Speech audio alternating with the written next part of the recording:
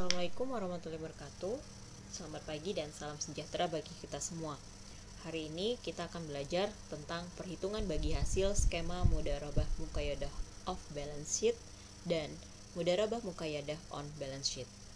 Sebelum kita mulai pembelajaran kita, marilah kita berdoa menurut agama dan kepercayaan kita masing-masing, memohon kepada Tuhan Yang Maha Kuasa, Allah Subhanahu wa taala, agar kita diberikan kesehatan, selalu diberikan kemudahan dalam mencari ilmu, terhindar dari musibah dan dampak COVID-19. Berdoa dimulai.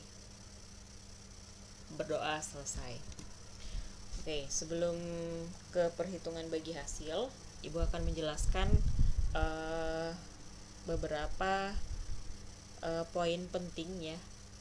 Karena di sini berkaitan dengan bank, atau bank itu salah satu lembaga keuangan syariah, jadi kita pelajari dulu bagaimana posisi si lembaga keuangan syariah dan bagaimana cara mengelola dananya. Jadi posisi lembaga keuangan syariah dalam hal ini adalah bank, itu ada dua, yaitu pengelola dana, fund manager, dan pemilik dana, fund owner. Jadi kalau bank itu menerima tabungan, dia sebagai pengelola dana saja. Karena biasanya tabungan itu ada dua jenis ya, wadiah dan mudharabah. Jadi bank itu tidak menanam modal bersama-sama dengan nasabah tabungan, sehingga kalau dia menerima tabungan dari nasabah, dia perannya sebagai pengelola dana. Bagaimana dengan peran dia sebagai pemilik dana? Jadi begini, kalau dia menyalurkan dananya, uang yang ditampung dari tabungan, uang itu disalurkan agar bisa mendapatkan laba. Nah, inilah peran si bank itu sebagai fund owner atau pemilik dana. UKM pengusaha yang ingin mendapat dana dari bank syariah, dia bisa berperan sebagai pengusaha saja. Jadi dia tidak punya modal bersama, maka di situ dia akan sebagai pengusaha saja. Pemilik dananya adalah bank. Tapi kalau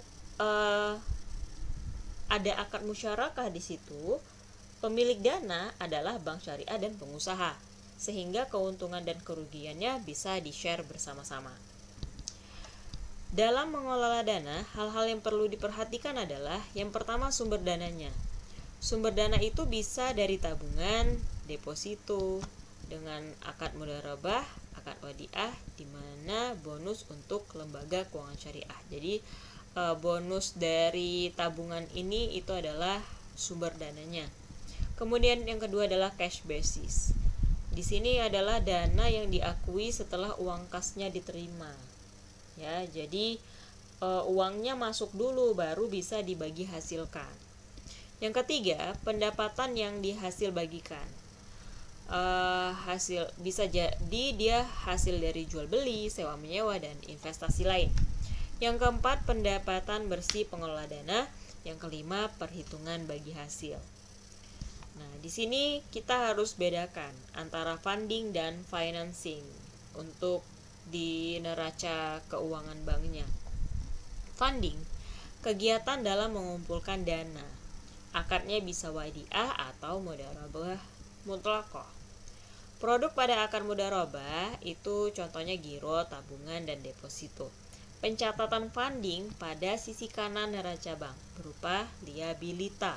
Liabilita udah kita pelajari kemarin di neraca keuangan bank, itu adalah kewajiban. Nah, kalau dia wadiah berarti kewajiban si bank ini, liabilitasnya adalah mengembalikan dana tabungan si nasabah, karena wadiah nggak ada bagi hasil ya. Nah, kalau dia mudharabah ada dua liabilitasnya, yaitu yang pertama dana tabungan si nasabah, yang kedua adalah bagi hasil ya. Setelah bagi hasil ini itu bisa dibagi kalau investasinya itu menghasilkan laba. Kalau enggak ya tidak dapat bagi hasil, seperti itu ya. Nah, yang kedua, financing atau lending, penyaluran dana ke pihak ketiga untuk berbagai sektor usaha. Pencatatan financing pada sisi kiri neraca bank yang merupakan earning asset, sumber pendapatan bank. Nah, skema dana dari nasabah itu ada 3 jenis. ada yang mudharabah muqayyadah off balance sheet, ada yang mudharabah muqayyadah on balance sheet, ada yang mudharabah mutlaqah on balance sheet. Nah, pertemuan ini kita hanya mempelajari 2 skema saja. Yang skema berikutnya, yang ketiga, itu kita pelajari di pertemuan berikutnya ya. Ini adalah skema mudharabah muqayyadah off balance sheet. Tadi perbedaannya hanya di off dan on. Kalau off, nasabah langsung semuanya dilimpahkan untuk pelaksana usaha. Jadi bank syariah tidak ada dananya di sini. Dia hanya sebagai perantara doang.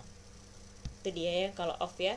Jadi langsung mutlak si nasabah yang dananya itu tersalurkan ke pelaksana usaha. Bank syariah hanya sebagai perantara, dananya nggak dipakai kalau bank. Nah, contoh perhitungan sistem bagi hasil pada skema mudharabah muqayyadah off balance sheet. Misalkan ada jumlah dana nasabah sebesar 10 miliar. Nah, ini kita buat A ya. Dana bank 0 karena dia jenisnya off balance sheet. Ingat itu. Nah, pembiayaan yang disalurkan itu semuanya jadinya A tambah B, 10 miliar. Nah, pendapatan dari usaha yang dibiayai misalkan 160 juta lah yang dihasilkan dari investasi ini ya, 160 juta. Misalkan lagi nisbah bagi hasilnya adalah 35%. Maka besar bagi hasil untuk nasabah adalah tinggal kita kalikan si pendapatan dari usaha dengan nisbah bagi hasilnya, yaitu 56 juta. Mudah ya cara menghitungnya, seperti menghitung keuntungan biasa gitu ya. Nah, yang kedua, skema mudharabah muqayyadah on balance sheet. Di sini ada dua ya, ada 2 skema berdasarkan sektor, ada yang berdasarkan akad ya, tapi mirip. Jadi gini, nasabah dia menyalurkan dana ke bank syariah. Nah, bank syariah di sini dananya juga ada disalurkan ke sektor-sektor ini. Jadi di sini untuk investasi dananya itu dari nasabah dan bank syariah. Jadi bank syariah di sini bukan hanya sebagai perantara doang. Dia sebagai perantara sekaligus dia juga menanamkan modal di sini. Nah, sektornya itu bisa pertanian, manufacture, jasa, dan lain-lain. Seperti itu ya. Kalau kita lihat berdasarkan akad, maka skema mudharabah muqayyadah on balance sheet itu adalah nasabah memberikan dananya ke bank, dan bank juga bersama-sama dan nasabah tadi disalurkan untuk trading, leasing, atau kerjasama usaha. Seperti itu ya. Ini kan ada berdasarkan akad gitu ya. Contoh, ada total dana tabungan mudharabah di suatu bank diinvestasikan di suatu investasi di bidang perdagangan, yaitu 90 miliar. Nasabah yang bernama Sony ingin berinvestasi sebesar 100 juta. Giro wajib minimum dari total dana sebesar 5%. Dana bank yang diikutkan investasi 14,5 miliar. Nisbah bagi hasil 50-50. Pada akhir bulan, sektor perdagangan menghasilkan pendapatan 1,6 miliar. Hitung bagi hasilnya. Oke. Di sini ada giro wajib minimum.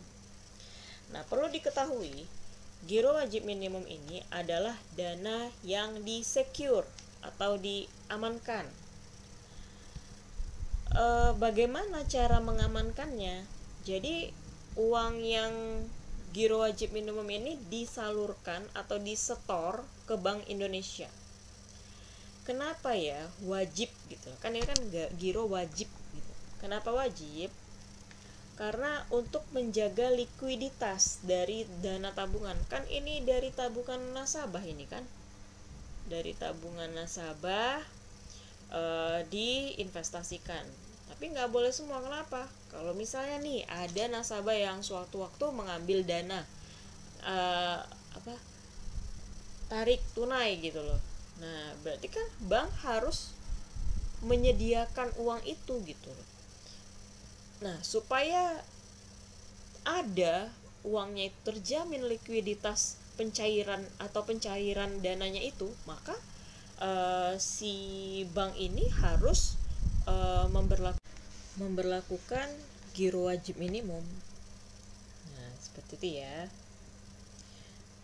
Karena khawatirnya kalau nggak ada giro wajib minimum ini, takutnya nanti waktu nasabah mau ngambil uangnya tiba-tiba nggak ada gitu ya kan. Karena apa? Karena semua dana tabungan diinvestasikan. Jadi, nah itu resikonya takutnya. Makanya diwajibkan adanya giro wajib minimum. Oke, kita lanjut. Jadi perhitungannya itu seperti ini. Yang warna hitam itu yang diketahui, yang warna merah itu kita tentukan ya. Nah, intinya kita pengen menentukan yang ini nih, yang I. Bagi hasil untuk nasabah gitu ya. Tapi sebelum mencari I, ternyata kita harus menentukan yang warna merah-merah ini gitu. Yang pertama, tadi diketahui jumlah seluruh dana nasabah yang investor itu 90 miliar ya kan, kita misalkan A. Nah, kemudian jumlah dana nasabah investor yang diperbolehkan untuk pembiayaan tadi kan harus dikurangi dengan giro wajib minimum kan. Cara menghitungnya adalah 1 dikurang GWM dikali A. Jadi 1 kurang 5% dikali 90 miliar itu adalah 85,5 miliar. Nah, dana bank dalam pembiayaan proyek tadi diketahui di soal adalah 14,5 miliar. Berarti pembiayaan yang digunakan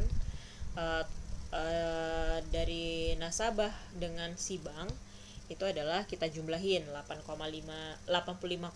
tambah 14,5 miliar itu adalah 100 miliar. Nah, tadi diketahui pendapatan dari penyaluran pembiayaan itu adalah 1,6 miliar. Ya kan? Kemudian kita tentukan HI 1000-nya ya. HI 1000 adalah angka yang menunjukkan hasil investasi yang diperoleh dari penyaluran setiap Rp1.000 dana nasabah sebelum nisbah. Kita tentukan dulu HI 1000-nya nih. HI 1000 ini fungsinya mirip dengan laju pengembalian atau rate of return ya. Dia itu untuk melihat apakah investasi ini bagus atau tidak. Itu bisa dilihat dari HI 1000. Nah, cara menghitung HI 1000 adalah B per A, berarti jumlah dana nasabah yang diperbolehkan untuk pembiayaan dibagi dengan jumlah seluruh dana nasabah dikali dengan pendapatan dari penyaluran pembiayaan dibagi dengan pembiayaan yang digunakan dari nasabah dan bank dikali dengan 1000. Nah, sehingga diperoleh 15,2. Berarti angka 15,2 ini artinya adalah hasil investasinya sebesar 15,2 dari setiap Rp1.000 nasabah yang diinvestasikan. Seperti itu ya. Sebelum nisbah. Oke, saldo rata-rata harian tadi diketahui si Sony ya, nasabahnya itu 100 juta. Nah, nisbahnya diketahui 50-50, berarti 50%. Berarti nisbahnya adalah 50% karena tadi 50-50 dikali saldo rata-rata harian si nasabah dikali dengan HI 1000 dibagi 1000. Jadi 760.000. Seperti itu dia perhitungannya. Oke, cukup sekian perkuliahan kita hari ini. Jangan lupa kerjakan tugas. Hari ini juga dikumpul. Assalamualaikum warahmatullahi wabarakatuh.